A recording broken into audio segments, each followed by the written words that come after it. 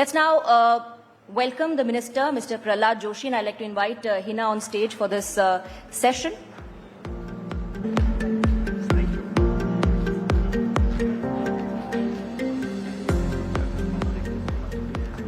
Thank you very much, Swati. So, welcome to Times Now Summit. Always a pleasure to have you here. So, for those of you who are waiting to hear from Mr. Pralhad Joshi, let's also tell the audience here that apart from being the minister of two very, very important ministries, he's also considered as the blue-eyed boy of the BJP. We'll talk about it in just a bit. But talking about the issue that we have gathered to discuss here today, need to keep Bharat ahead. And in this, renewable energy as a sector plays a very, very important role. And we know India has an ambitious target as well, Mr. Joshi. Our target is 500 gigawatt capacity by 2030. We've crossed around 200 gigawatt already. To achieve this by 2030, we need at least 50 gigawatts per year. Are we on track? Do you think we'll be able to meet the target on time, before it? What is the status like right now? We are quite on track, and already bids which are out is around 169 gigawatt.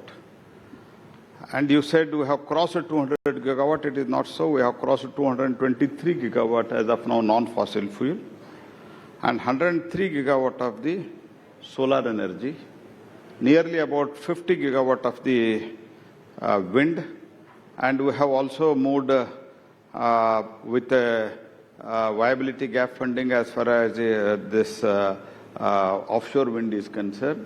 Many things are moving as per the plan, and 169 gigawatt as on date, it is under implementation. तो इसमें अगर इधर कुछ होता है तो भी I am quite confident we will achieve 500 gigawatt by 2030. And as you may be knowing, we are the third largest producer of the renewable energy generations country in the entire world today. We are the third now. So 10 years back, if you look at it, 2014, the solar energy was 2.82 gigawatt. Today, we have crossed 103 gigawatt in 10 years. And people are also, the industry and manufacturers, they are able to understand and they are able to guess that this is the energy which is going to be the future energy of this country and the world. And people are accepting it, and technology is also changing, and we are also moving fast ahead with that new technology. 2024 specifically, Mr. Joshi, turned out to be an unprecedented year as far as the renewable energy space is concerned, not just for India but across the world. For India also, it was a remarkable year. Can you talk to us a little bit about some of the key projects, or rather key policy initiatives that helped India achieve this feat in last 1 year? Any out-of-the-box ideas that you are now implementing so that we are able to achieve this goal? Like you said, we've already crossed 220 gigawatts. So what's really the reason behind this growth? No, 2024, if we can say, we have achieved almost in 2024 nearly about 27, 28 gigawatt in the last year itself. And in the pipeline, as I already said, many projects which are in the pipeline, which are bidders already out, they are already, very shortly we are going to commence the production in that. So green hydrogen, we are moving ahead. And transmission line, we are, except in Great Indian Bustard, everywhere, we are moving fast. It is moving as per we are moving as per our expectation. तो थोड़ा कुछ जब भी एक नया technology आता है, नया विषय आता है, एक तो समस्या तो आता है. मैं ये नहीं बता रहा हूँ कि कोई बिना समस्या के हम आगे बढ़ रहे हैं. I am not going to say that. But at the same time, every problem we are addressing, every month, I am personally sitting with the stakeholders, the manufacturers, and other manufacturers who are using the power. We are sitting with all those people and we are working out. I'm quite confident that even 2025 we will be achieving good, and by 2030 as expected we will reach 500 gigawatt. आपने समस्याओं की बात की. Would you like to talk to us a little bit about the challenges? Because Prime Minister Modi often talks about converting a challenge into an opportunity, a crisis into an opportunity. So what are some of the challenges that you're seeing right now, and what is being done to deal with it? The basic challenge is one of the important raw material apart from module, apart from cell, ingots, polysilicon. Apart from that, the land is the major problem for us. And we are continuously addressing, we are talking with the state governments to address it. And apart from that, we are going for the rooftop solar. Rooftop solar, we are expecting to achieve 30 gigawatt. And PM Kusum, which is almost decentralized power generation of the RE, there we are going to achieve 34 gigawatt. And now it has picked up very well, which you may be knowing. Every state chief minister is meeting almost every alternative week and requesting for the further allotment of the under PM Kusum. This shows that states are also now they are convinced without RE we will not be able to meet our power requirement. And I would also like to tell you, by 2032, according to an assessment of the assessment of our own country and the world standards also, we are going to, our demand is going to be doubled by 2032. Okay. So for 2032, double the demand of the power, we need both, of course, we cannot say that conventional energy within 6 or 7 years or 10 years we are going to stop it. We can't say that. But at the same time, the conventional, along with the conventional energy, renewable energy also equally required. And our commitment is that 50% of energy requirement will be met by the renewable energy that we are going to meet. You said states are also cooperating. Are you getting cooperation from opposition ruled states as well, or it's a little difficult dealing with them?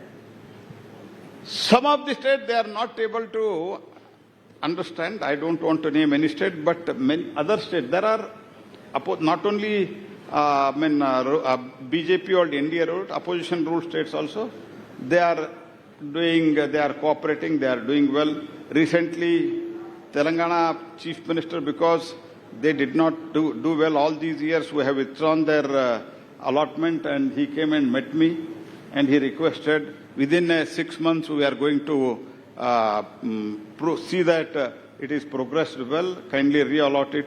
And many chief ministers are coming, but some of the states still there, I think they need to understand what is the importance of the renewable energy and overall energy. Because some of the states are like that. I don't want to name any states because I don't want to sit here and do any politics. But of some of the states where there is abundance of coal, there even today there is a power crisis. Eastern part of India? Sorry? Eastern part of India? I don't want to name anything. I said to you because I don't want to do any politics in this summit. But I can say there is a very good amount of the iron ore, but there is no manufacturing capacity there. These things are happening, but some of the states, irrespective of the party which is ruling, if I can say, I come from Karnataka, but relatively Karnataka is doing well as far as the renewable energy is concerned. Their solar parks have come up well. Of course, previous government has also done. This government is also trying to do it. That is a different issue. Some of the states, they are doing well. They have understood what is the future energy. They are able to assess it. They are able to understand it. Some of the states are not doing it. Now, Mr. Joshi, these are capital-intensive projects when we talk about renewable energy space. Finance Ministry recently mentioned that to achieve that goal of 500 gigawatt by 2030, you would require around 33 lakh crore rupees. Is that a challenge, or do you think it's sort of under control? One is, as far as financing is concerned, recently we had a detailed workshop with all CEOs and the MDs of the bank, both the PSU banks and the private sector bank, NBFCs. Many had participated, and I think we are able to convince them कि अगर इसको आप finance नहीं करते हैं तो आगे आपके जो ऑफिस में एसी चलता है और आपको इलेक्ट्रिसिटी चाहिए, घर में अगर ठंडे के मौसम में हीटर चाहिए, ये सब भी अगर आरी नहीं है तो वो भी नहीं चल पाएंगे, क्योंकि 50% of the energy will be from the renewable energy, whether you wish or not. This is I have convinced. Another thing is, India is going to become the third largest economy very shortly. So much of investment. And we want, Honorable Prime Minister wants that India should become the manufacturing hub. The requirement of energy is going to be huge. To cope up with that, every source of energy we should tap. That is the intention. With that intention, we are working. This is number one. Number two, many pension funds of not only India, foreign pension funds, foreign investors. See, in our RE investor meet, where many chief ministers participated for the first time, more than 12 chief ministers, many delegations from the entire world, even Japanese minister, Germany's minister, many ministers had come. They had come with a big delegation. They know that this is the place where we can invest and ROI will be quite good. This is world has also understood, because India is growing, India is the fastest growing economy of the world, and people are coming, and there is a commitment. हम उधर शपथ पत्र भी लिया, जिन्होंने इसमें industry लोग हैं उनसे भी शपथ पत्र लिया, राज्यों से भी लिया, और बैंकों से भी, फाइनेंस इंस्टीट्यूशंस में भी बैंक से लिया. ओवरऑल हमने जब इसको सिंक्रोनाइज करके, तो जब बातचीत करके फॉलो अप किया, we have received a commitment of almost 32 lakh crores, and I am quite confident this will be realized. Banks are also now enthusiastic, because banks, ultimately any business person, he looks at his profit. Here it is a profitable business as far financing in the energy and especially in renewable energy sector is concerned, and India is going to be the number one as far as the renewable energy concerned in coming days. Okay. Sir, in the audience, we sensed some bit of interest as far as green hydrogen is concerned. You recently flagged off trials of hydrogen-powered heavy-duty trucks. You also said you want to see India leading the world in green hydrogen. Where are we right now? What's the outlook? Any numbers, any targets that you can share with us? No, we have planned 5 million ton by 2030. For that, overall, nearly about more than 20,000 crores is the viability gap funding. One is for the electrolyzers, another one is for the manufacturing of the green hydrogen, and out of that, 412,000 lakh tons of the green hydrogen which we had gone for the bid, that has gone out well.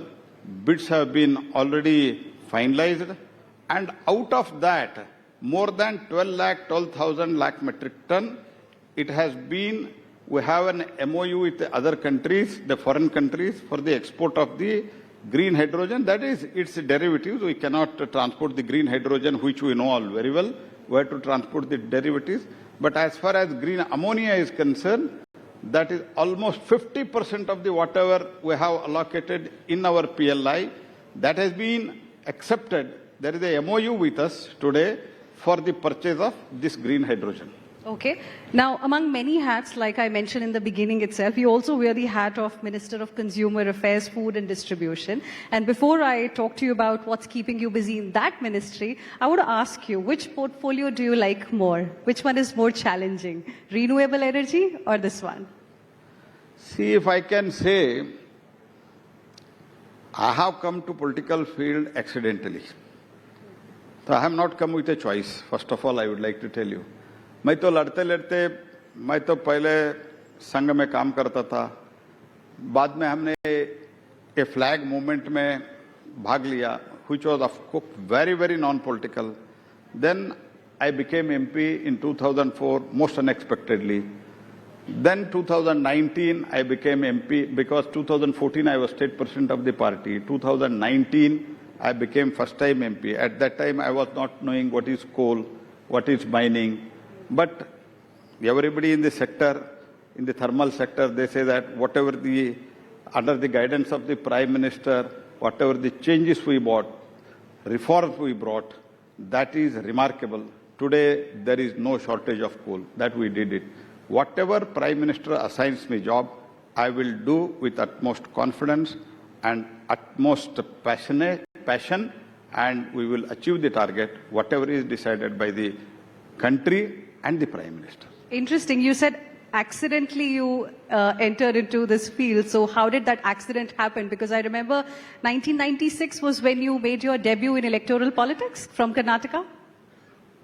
I directly contested Lok Sabha election in 2004. Before to that, I did not contest any election. I joined Bharatiya Janata Party only in 1996.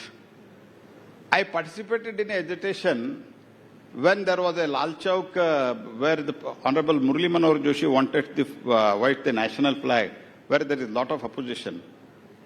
In that enthusiasm, I also joined the movement, and in my constituency, Hubli, in a public ground, then Congress government, as part of the appeasement program, they opposed the hoisting of the national flag in a municipal ground. You mark my words, in the municipal grounds, they objected the hoisting of the national flag. Then I took it as a challenge and I went inside. I hoisted the national flag. I was arrested. I was put behind bars and that flag was removed unceremoniously. Then I said, till the national flag, until it is hoisted honorably in this place, there will going to be agitation. Then I continued the agitation, of course, with the support of the Parivar organization. Then many a times we rushed into the ground and we hoisted the national flag. Ultimately, one fine on 26th August 1994, the then Congress government fired at the agitators. 6 people died. And then ultimately I joined BJP, and in 2004 I became the MP. So this is what I said accidentally. Okay. You've spoken about Karnataka. So before I talk to you about consumer affairs, a quick question on Karnataka, because recently you called what's happening in Karnataka politics lab of appeasement, given the 4% quota for the minority community in government contracts and, you know, what's happening with respect to Waqf, etc., the kind of opposition, the resistance that's coming from that state specifically. How will you like to describe what's happening in Karnataka, today? See, we should, I'm not against the giving any facility to anybody, but under the name of religion, giving the reservation, it is not accepted. See, how can you give 4% reservation in the contract? Only to a particular religion. This I have questioned. And only to the many of the, as far as Waqf is concerned, do you know the minority minister goes to the district and district. He says, enter more and more property into Waqf. I can say in my constituency and next to my constituency, a poor farmer who bought the land in 1960, when I was not even born. At that time, he purchased agricultural land. In 2015, it is converted into Waqf. And police goes there and they evict him forcibly and he commits suicide. I asked the district commissioner, what is this? तो वो कहते हैं मंत्री जी minority मंत्री आया और अदालत किया और हमको आदेश दिया, हम क्या करें, सरकार का आदेश है, चीफ सेक्रेटरी ने नोटिस निकाला है, सर्कुलर निकाला है. ये तो मैंने बहुत बार कर्नाटक सरकार को कन्विंस करने का कोशिश किया. I tried my level best and our party also tried our level best कि ठीक नहीं है, क्योंकि आज के दिन में 2013 के कानून के अनुसार any property with hanky-panky such a document, they can declare it as the Waqf. And because of that, many people are committing suicide. There are some temples, along with that, including temple, entire land of the temple as declared of the Waqf. When it was constructed, you know, in 16th century, in 17th century, in 18th century in Bijapur, they were constructed by Chalukyas. all such temples, they are declared as the Waqf. Okay, this is one point. Second point, all these Waqf properties, they are being misused. It is not that only properties of the Hindus are grabbed. Even the poor Muslim properties are also grabbed. They have also come in the agitation. So this is, I said, this is a lab for the appeasement politics. The Karnataka, they are making it as a lab for the experiment. करने के लिए एक lab चाहिए, वो lab Karnataka को उन्होंने बना के रखा है.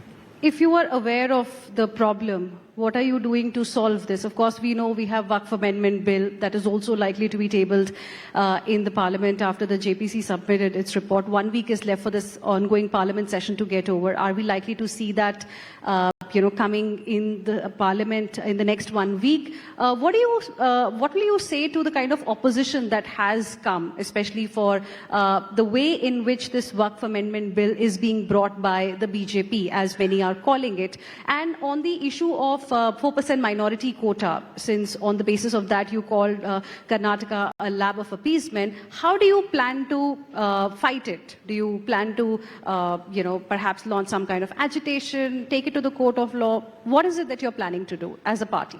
See, Supreme Court in one of the cases, it is already said that on the basis of the reservation, on the basis of religion is not accepted. This is Supreme Court has said. Legally, we'll fight it. But as far as this Waqf bill is concerned, when it is going to be passed, I don't know. But I can say this is not against the only Muslim community. Even the Waqf property, it is for the safeguarding the Waqf property also, this bill is there. That we should understand. It is not against the particular community. Let me make it very clear. The many properties which have been, one of the property which I mentioned here just 2-3 minutes back, property belongs to Muslim. वो मुस्लिम आदमी मेरे घर में आके रो रहे थे, साहब मैंने 1962 में खरीदा था, मेरा हड़प लिया प्रॉपर्टी. ये तो एक क्रिएट कर रहे, ये अगेंस्ट मुस्लिम है. एक्चुअली ये मुस्लिम अगेंस्ट नहीं है. You know, many of the properties, one of the committee which was constituted by the government of Karnataka, it has said thousands acres of the Waqf property, तो इसके ऊपर कुछ लोग कब्जा करके रखा है. वो पावरफुल पॉलिटिशियंस है, वो भी रूलिंग पार्टी से है. And they don't want that it should be investigated. They don't want it should be taken back. They don't want that there should be, इसका हिसाब किताब नहीं रहना चाहिए. ये उनका मत है. हमारा मत इसमें स्पष्ट है. जो वक्त में पहले से है वो रहेगा, इसका उसका सेफगार्डिंग होगा. और जो नया अगर किसी के भी प्रॉपर्टी आपको वक्फ ऐसे लगता है तो इसके लिए कुछ इंक्वायरी होगा, कुछ व्यवस्था होगा. बिना व्यवस्था किसी का property, Windsor Manor hotel Bengaluru में, now it has few years back it has been declared as the Waqf. You know it? You know Windsor Manor Hotel of Bengaluru? It is a star hotel. Just nearby Chief Minister's residence. That has been declared as the Waqf. You know that? So this is what is happening. So that's why to safeguard and safeguard the interest of the other people also, safeguard the interest of the Muslim people, and also the safeguard the overall the property of the country, this amendment bill has been brought. Okay. I also want to talk to you a little bit about consumer affairs because it is an important subject as well. And in terms of enforcement of consumer rights, what kind of initiatives are being taken by the government? I remember a couple of days ago there was something around Jago Grahak Jago, another agreement that you've signed, I believe, with Meta. What is happening on that front? As far as consumer affairs is concerned, before 2019, we replaced the 1986 law. From 2019, there is a new law. Before to 2019, the consumer option for the consumer was only litigation. अगर मुझे कोई dupe लिया, I have been duped by some company और some दुकानदार के वजह से मुझे ड्यूप किया गया. What was the option? Go to the district consumer forum. If it is against you, appeal it before the state consumer forum, national consumer forum. The litigation was only the option. What has been done, and subsequently, even very recently, in last 1 year also, what we have done is, after 2019, pre-litigation process में ही हम ग्राहकों को जो भी न्याय दिलवाना चाहिए हम दिलवा रहे हैं। जो टूरिस्ट कंपनियां, travel companies, during Covid they booked the ticket, then all get money because of the flight itself got cancelled. इन लोगों ने बोला फ्लाइट कैंसिल किया है, हम पैसा कहां से देंगे। हमारे मंत्रालय में कुछ कंप्लेंट्स आया। We did not go, you go to the Consumer Commission because after 2019 there is a Consumer Commission. हमने ऐसे 3-4 कंप्लेंट आने के बाद हमने पूरा सेंट्रल कंज्यूमर प्रोटेक्शन अथॉरिटी के द्वारा हमने इंक्वायरी किया। हमने देखा हजारों करोड़ रुपए ट्रैवल एजेंट ले लिया है, लेकिन उनको एक्चुअल में वापस रिफंड नहीं मिल रहा है। We talked to the all airlines. We called them and we said them, because they had booked the ticket, flight got cancelled, now it is your duty to pay it. 1,400 crore was paid back to the all consumers. This is what the pre-litigation process I am talking today. This is what pre-litigation process. They need not see क्या होता है, बड़ा company जब आप consumer court चले जाते हैं, वो बहुत बड़े वकील को लाते हैं, तो ये बेचारा क्या करते हैं, पुअर कंज्यूमर। इसलिए प्री लिटिगेशन प्रोसेस में हम कर रहे हैं। डार्क पैटर्न, फॉर एग्जांपल एक बुक माई शो, ये तो इसमें एक ऑनलाइन है, इसमें बुक ए स्माइल करके था। वो क्या बुक ए स्माइल किसी को पता नहीं था। 2 रुपए काटता था। 2 रुपए अगर कोई प्रश्न पूछता तो डोनेशन नहीं बोलते थे। डोनेशन तो वॉलंटरीली होता है। हमने ये तो देखा, एक आध कंप्लेंट हमारे पास आया था। We just saw it. हमने बोला ये 2 रुपए क्यों काट रहे भाई। तब हमको बताया गया सर ये अगर किसी के फेस के ऊपर स्माइल लाना है तो ये 2 रुपए हम काटेंगे, डोनेशन है। हमने बोला आप कौन होता है कंपलसरी करने वाले। हमने नोटिस दिया, वो सब बंद करा दिया। ऐसे बहुत चीजें हमने जो है अभी। और ऑनलाइन में ऑनलाइन कंपनीज क्या करते हैं, वो भी बड़े ऑनलाइन कंपनी, मैं किसी का नाम नहीं लेना चाहता हूं। मैं किसी के लिए किसी कंपनी मन में रख के मैं इधर तो नहीं आया हूं, क्योंकि मैं overall my intention is to balance between both consumer and the ease of doing business. What I told, they used to say, किसी एक फॉर एग्जांपल कोई एक शर्ट सेल कर रहे हैं, क्या करते थे तो कुछ पर्टिकुलर ब्रांड या कुछ पर्टिकुलर शर्ट प्रमोट करते थे। अगर वो खराब हो गया, डैमेज हो गया, हम तो सिर्फ प्लेटफॉर्म है, तो मैंने बोला ये डार्क पैटर्न है। ऐसे हमने 13 डार्क पैटर्न को आइडेंटिफाई किया। वो डार्क पैटर्न को आइडेंटिफाई करके बोला ये डार्क पैटर्न नहीं चलता है। जैसे मैंने बुक माई शो, ट्रैवल एजेंट का हो, ऐसे बहुत चीजें जो है हमने अपने आप आइडेंटिफाई कर रहे हैं। जहां हमको लगता है इसमें क्लास एक्शन है, क्लास एक्शन बोले तो some class is affected by this type of business, we call them. हमने कन्वर्जेंस पार्टनर का एक कंसेप्ट लाया है। All big companies who are working in India, whether it is Indian और multinational, they have to assign a particular grievances addressal officer and they should convergence with us. हम उनको convergence partner बोलते हैं। वो conversion partners को हम तुरंत भेजते हैं, ऐसे कंप्लेंट आया है, you have to address it, they are addressing it. Many such proactive actions हमने लिया है। And under the guidance of prime minister Modi, what we have done is we have balanced both as far as consumer and ease of doing business. We are balancing both. Lot of such actions have been initiated. I can only say, without going to the consumer, last resort is going to the court, that is consumer commission. Before to that, pre-litigation process में ही हम लोगों को राहत दे रहे हैं। ये 2019 के बाद प्रधानमंत्री नरेंद्र मोदी जी के नेतृत्व में एक बहुत ही बड़ा बदलाव हमने लाया है। Okay. You've also often spoken about zero tolerance for consumer exploitation. Recently, there was this case of differential pricing that came up in cab services, the cab prices. What is happening in that regard? Because I remember your statement at that point in time. You said that you will be looking at other platforms too and see, if it's a similar case. No, I had received some complaint on my mail. मैं किसी को इसमें बहुत I was also not expecting that इसको इतना traction मिलेगा, ये भी मैंने सोचा नहीं था. मुझे 3-4 कंप्लेंट, 3-4 बोले तो एक ही दिन में 3-4 कंप्लेंट ऐसे आया. I received complaint like this, कि if I book my cab through my, on my Apple mobile, मुझे चार्ज ज्यादा होता है. एंड्रॉयड में करते हैं तो कम होता है. ऐसे मुझे मैसेज आया और उसका वो जो रसीद वगैरह जो भी है उन्होंने मेल पर उसको अटैच किया था. मैंने बोला इसको इंक्वायरी करो और इसमें हम इंक्वायरी करेंगे, ऐसे मैंने एक ट्वीट किया. ये बहुत ट्रैक्शन हो गया. उन्होंने रिप्लाई दिया ऐसे हम नहीं कर रहे हैं. I have asked DGBIS to investigate it. If it is being done, it is not correct.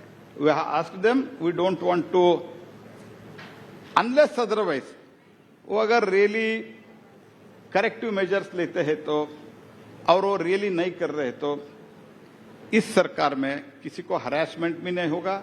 इसी समय कंज्यूमर को भी एक्सप्लॉयटेशन के लिए हम अलो नहीं करेंगे. Okay, so one last question before we let you go. You've been a parliamentary affairs minister as well. Parliament session is underway. Rahul Gandhi many a times has said that he's not allowed to speak. His microphone is switched off. Why do you not let him speak? See, they are trying to create a narrative.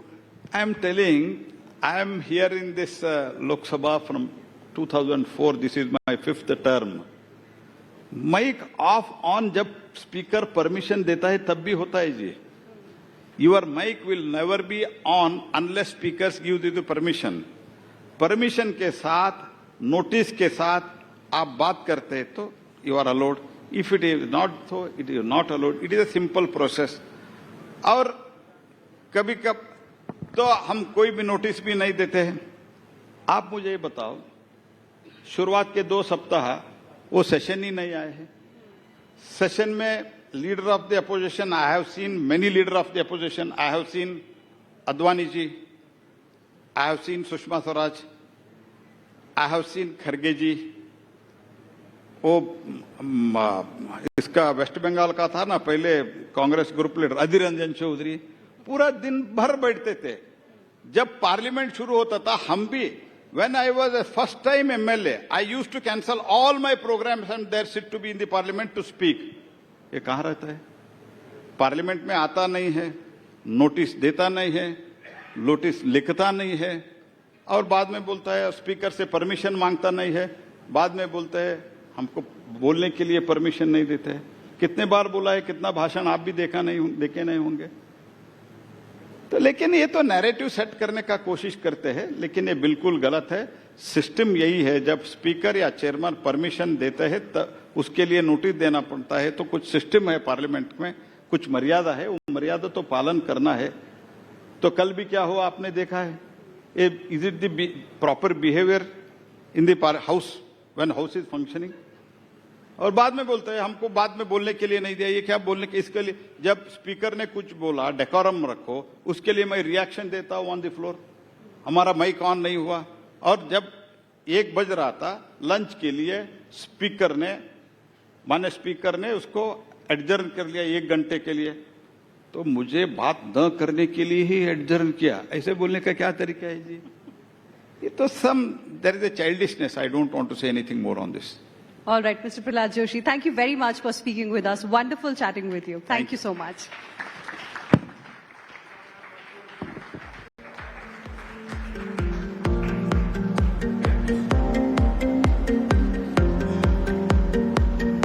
Thank you very much, Honorable Minister and Hina, for an engaging session.